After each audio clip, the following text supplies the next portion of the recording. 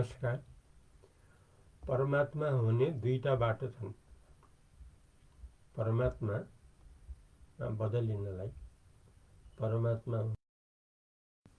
परमात्मा रूपले रहनलाई दुईटा बाटा छन्, दुईटा मार्ग छन्, दुईटा उपाय छन्। एउटा उल्टो बाटो, अर्को सुल्टो बाटो। दुईटा बाटो, एउटा उल्टो बाटो, दोस्रो सुल्टो बाटो। अब उल्टो बाटोबाट पनि पुगिन्छ। उल्टो बाटो भनेर नपुगिने चाहिँ नि होइन। जस्तो दृष्टान्तमा भैरवाबाट लुम्बिनी जानु छ भने पछाडि फर्केर पछाडिबाट पाइला चलाएर पनि पुग्न सकिन्छ, पुग्नै नसकिने भन्ने होइन। तर 5-6 दिन लाग्ला, तर पुगिन्छ। उल्टो हिँडेर पनि पुगिन्छ। अर्को सुल्टो बाटो। सुल्टो बाटो भने अगाडि सिधा फटाफट हिँड्ने। त्यसमा 5-6 घण्टामा पुगिन्छ। सुल्टो बाटो 5-6 घण्टामा पुगिन्छ, सजिलो पनि छ। तर उल्टो बाटोबाट पनि पुग्न सकिन्छ। पछाडिबाट खुट्टा पछाडि गर्दै सार्दै जाने। तर 5-6 दिन लाग्छ, धेरै कठिनाइ छ। पुग्नलाई चाहिँ पुगिन्छ, नपुगिने चाहिँ नि होइन। त्यसैले बाटो दुईटा छन्, एउटा उल्टो बाटो, अर्को सुल्टो बाटो। यो भनाइ वेदान्तको भनाइ हो। वेदान्त भनेको खरो नियम, स्पष्ट नियम। वेदको निचोड वेदान्त। वेदान्तले यहाँ भनिएको छ, ब्रह्म हुने दुईटा बाटो छन्, अथवा परमात्मामा पुग्ने, परमात्मा हुने दुईटा बाटो छन्। एउटा सुल्टो बाटो, अर्को उल्टो बाटो। ज्ञानको बाटो सुल्टो बाटो, ज्ञानको बाटो सुल्टो बाटो। किनभने ज्ञान आफ्नो मौलिक स्वरूप हो। चैतन्य माने ज्ञान, आत्मा माने ज्ञान, ब्रह्म माने ज्ञान। चेतन जो हो, चेतन त सबैको स्वरूप हो नि त। चेतन बाहेक त हामी अलग्गै कोही पनि छैनौँ। सबैको भित्र चेतन अर्थात् चैतन्य आत्मा त सधैँ मौजुद छ नि त। यस्तो सधैँ मौजुद भएको जो छ, यसको आधारमा उद्देश्य राखेर, यसको आधारबाट ब्रह्म हुने अर्थात् परमात्मा हुने उद्देश्य राखेर त्यही अनुसार धारणा राखेपछि सुल्टोपूर्वक परमात्माको प्राप्ति हुन्छ। यसमा जोड दिनुभयो योग वासिष्ठमा। 3 त्रिलोक 14 भुवनका सर्वश्रेष्ठ गुरु, सर्वोत्तम गुरु वशिष्ठले योग वासिष्ठमा सुल्टो बाटो बताउनु भयो। सुल्टो बाटो छिटो, सजिलो, सबैलाई सजिलै हुन सक्ने बाटो, बिना मेहनत, खाली यथार्थ जानेर निश्चय गरे पुग्यो।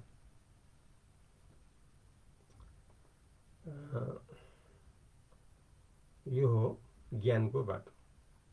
यसबाट ब्रह्ममा परिणति हुन्छ, अर्थात् परमात्मामा परिणति हुन्छ। किनकि हामी सबैको स्वरूप ब्रह्म हो। ब्रह्म माने चेतन, चेतन माने ब्रह्म, चैतन्य माने ब्रह्म, ब्रह्म माने चैतन्य, आत्मा माने ब्रह्म, ब्रह्म माने आत्मा, आत्मा माने शिव, शिव माने आत्मा। शिव जन्मिएको होइन, त्यसैले शिवजीको मरण हुँदैन। आत्माको पनि जन्म हुँदैन, त्यसैले आत्माको पनि मरण हुँदैन। त एउटै स्वभाव भयो नि त आत्मा र शिव। त्यसैले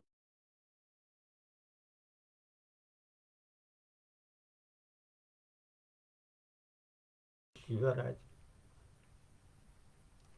किनभने आत्मा हामीहरूको मौलिक स्वरूप हो। जन्मजात,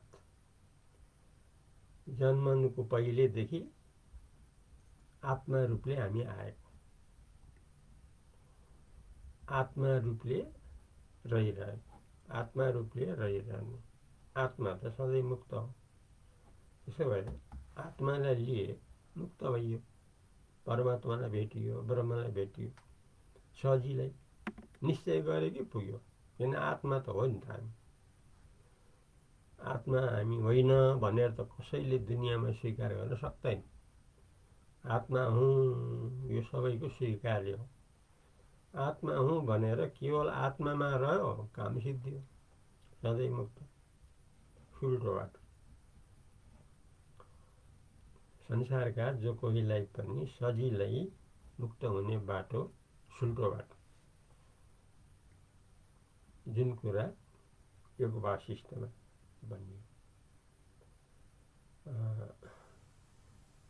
यसको श्रोता, प्रथम श्रोता दशरथ पुत्र श्री रामचन्द्र जो, वक्ता उपदेष्टा गुरु वशिष्ठ। यही ज्ञानको बाटो प्रकाण्ड ज्ञानी अष्टावक्रले बताउनु भयो। सुल्टो बाटो शिष्य राजा जनकलाई सुल्टो बाटो बताउनु। हे राजा जनक, भएको शुद्ध चैतन्य मात्रै हो, अर्थात् आत्मा मात्रै हो। आत्मादेखि बाहेक अर्थात् शुद्ध चैतन्य बाहेक वास्तवमा केही पनि छैन। यदि होइन अरू पनि केही छ नि भन्नेतिर लाग्छौ भने तिम्रो लागि त्यही हो बन्धन। यसरी आफू आत्मा हो भनेर स्वीकार गर्यो कि काम खतम, तुरुन्त मुक्ति, सधैँको लागि मुक्ति, केवल आत्मामा स्थिति। सुल्टो बाटो। किनभने यो सबैको मौलिक स्वरूप हो, सनातन स्वरूप हो, चैतन्य चेतन वस्तु आत्मा। त्यही मात्र आफू हो भनेपछि सधैँ मुक्त, नित्य शुद्ध स्वयं प्रकाश मुक्त। यो सुल्टो बाटो। वशिष्ठ गुरुले भन्नुभयो, एक अद्वितीय परमार्थ सत्य वस्तु ब्रह्म। ब्रह्म भनेको आत्मा, चेतन, शुद्ध चैतन्य, सदाकालीन सनातन स्वरूप ब्रह्म भने। एक अद्वितीय परमार्थ सत्य वस्तु ब्रह्म सर्वदा र सर्वत्र विद्यमान छ। त्यो बाहेक अरू दोस्रो कुनै केही वास्तवमा छैन। त्यो बाहेक कुनै केही वास्तवमा छँदै छैन। काम सिद्धियो, भएको ब्रह्म मात्रै हो, परमात्मा मात्रै। यसरी साक्षात् परमात्मामा परिणति भयो। केबाट? ज्ञानबाट। यस्तो छ ज्ञानको उपदेश। अवधूत गीतामा दत्तात्रेयले पनि ज्ञानकै बाटो देखाइदिनु। न त्वाम नाहम भज गोविन्दम। यहाँ न तिमी भन्ने कोही हो, न म भन्ने कोही हो। यहाँ तिमी म भन्ने यहाँ दुई चार कोही कोही छैन। भएको गोविन्द मात्रै, केशव मात्रै हो, अर्थात् आत्मा मात्रै हो, ब्रह्म मात्रै हो। गगनोप आकाशको दृष्टान्त दिएर दत्तात्रेयले भन्नुहुन्छ, जस्तो आकाश त्यस्तै दृष्टान्तमा आकाश जस्तैमा निर्मल अद्वितीय अखण्ड सर्वव्यापक दृष्टान्त। त्यस्तो आफू सधैँ मुक्ति, सधैँ परिपूर्ण, यही रूपमा अटल रूपमा रहे सधैँ मुक्त। सुल्टो बाटो। अब उल्टो बाटो, अब यो सुल्टो बाटोलाई लिन सकिएन, आफूले आफ्नो बुद्धिमा चढेन। आफै परमात्मा हो, आफै ब्रह्म हो, सधैँ मुक्त हो भन्ने कुरा आफ्नो दिमागमा चढेन। किनभने आफू त शरीरको रमझममा बसिआएको, शरीर समूहमा रमझम गर्दै आएको। त्यसकारणले यस्तो ज्ञानको कुरा मेरो बुद्धिमा पचेन। मलाई त कस्तो चाहियो भने शरीर समूह जो छ, आफूले भोग्दै आएको, रमाउँदै आएको, यो सहितको ज्ञान चाहियो। यो सहितको मुक्तिको बाटो चाहियो। यस्तो माग किनभने ज्ञानलाई लिन सकिएन। बाटो त छोटो सिधा पनि हो, हवाईजहाजको बाटो सिधा छोटो पनि हो, तर आफ्नो हैसियत भएन। हवाईजहाज ट्रेन आफ्नो हैसियत पैदल हिँड्ने भयो। किनभने पैसा साँझ बिहान चावल सातु आदि बोकेर 5-10 दिन लागे पनि पशुपतिनाथ, भैरवबाट पशुपतिनाथ पुग्न सकिने। आफूलाई त्यो सजिलो छ, किनभने घरमा चावल छ, सातुहरू पनि छ, मजाले भोक लाग्दा खाँदै ठाउँ ठाउँमा बास बस्दै गरेपछि पैसा चाहिएन। किन पैसा मसँग छैन, सजिलो बाटो हो। मलाई हवाईजहाजबाट जान गाह्रो भयो, पैसा छैन। छिटो बाटो त हो, तर आफ्नो हैसियत छैन। हैसियत छ पैदल हिँड्ने, पैदल जति पनि हिँड्न सक्ने, ठाउँ ठाउँमा बास पौवामा बस्ने, बर्को सर्को लिएर अनि 400 दिनलाई पुग्ने, चावल सातु आदिमा गर्ने, हिँड्ने, त्यो सजिलो आफूलाई। हवाईजहाजको बाटो गाह्रो। हवाईजहाजको बाटो ज्ञानको बाटो हो, तर आफ्नो हैसियत भएन, पैदलको हैसियत भयो। यो पैदलको हैसियतको बाटो अर्को शब्दमा योगको बाटो। योगको बाटो हो। योग भनेको के भने वास्तवमा नभएको चित्तलाई खडा गरेर, चित्तलाई स्वीकार गरेर, चित्तलाई निषेध गर्ने प्रक्रियामा लागेर अनि चित्तलाई चित्तहीन, चित्तरहित, चित्त शून्य, मन शून्य, वासना शून्य गरेपछि त्यसपछि अनि बल्ल परमात्मा पुग्न त पुग्न सकिन्छ। अब चित्त हाम्रो मौलिक स्वरूप होइन, त्यो त चैतन्यमा आत्मामा रहन नसके खडा हुने चिज हो। त्यो चित्त भन्ने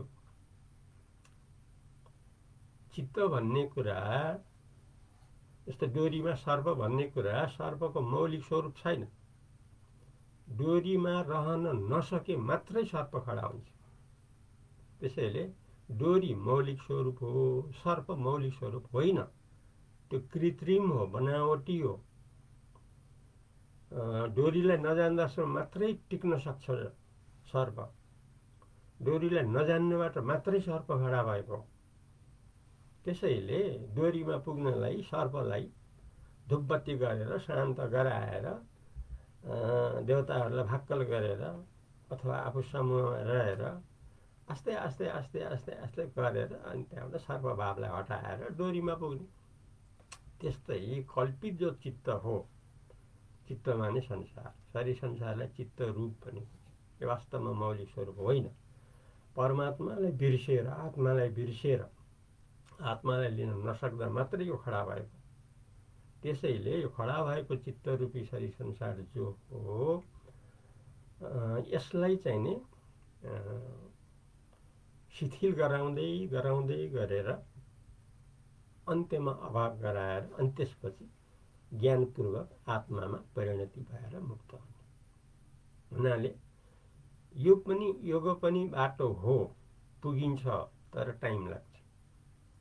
जस्तो काठमाडौँ हवाईजहाजबाट जान सकिएन, पैदल पुगिन्छ 15-20 दिनमा। अथवा 400 दिनमा पुग्न सकिन्छ। अवश्य पुग्न छैन, योगाबाट पनि परमात्मा पुग्न सकिन्छ, तर यो चाहिँ नि सुल्टो बाटो होइन, उल्टो बाटो। किनभने नभएको चित्तलाई खडा गरेर, चित्तलाई स्वीकार गरेर, नभएको भूतलाई भूत छ भनेर स्वीकार गरेपछि त्यसलाई पनि हटाउन सकिन्छ। धुपबत्ती गर्ने, लामा झाँक्री गर्ने, यताउता गरेर त्यसलाई हटाउन सकिन्छ समूहमा बसेर। त्यस्तै दुईटा बाटो, एउटा सुल्टो बाटो, एउटा उल्टो बाटो, तर दुवैबाट पुग्न सकिन्छ। त्यसैले हामी सबैलाई छिटो बाटो हो ज्ञानको बाटो। यसरी ज्ञानपूर्वक हामी अगाडि बढे छिटो मुक्ति सबैलाई सधैँ सजिलै सम्भव हुन्छ। आजलाई यति नै गरौँ, भोलि नयाँ प्रसङ्गबाट आउनेछ। तबसम्म अद्वैत प्रतिलाई बिदा दिनुहोस्। नमस्कार।